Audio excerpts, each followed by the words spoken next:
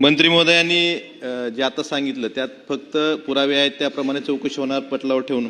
अध्यक्ष महोदय, यात मेंटेनन्स सबस्टेशन मेंटेनन्सच्या बाबतीत ठराविक एजन्सी आहेत आणि त्यांची मक्तेदारी ते अधिकाऱ्यांना सुद्धा ऐकत नाहीत आणि त्यात बोगस काम होणं, बिल परत उचलणं हे प्रकार होतात. फॉल्ट ट्रिप सिस्टीम जर योग्यरित्या असती तर हे जीव का जात आहेत रोज कुठल्या तरी लाईनवर. आणि दुसरा प्रकार जसे झिरो पोलीस आहेत तसे झिरो लाईनमॅन एक प्रकार आहे. आपले लाईनमॅन काम करत नाहीत, दुसरा तरी खाजगी माणसाकडनं काम केलं जातं, त्याचा जीव जातो आणि त्याला कुठलीही मदत मिळत नाही. त्यामुळं हे जे प्रकार आहेत हे थांबवण्यासाठी ही जबाबदारी निश्चित केली पाहिजे.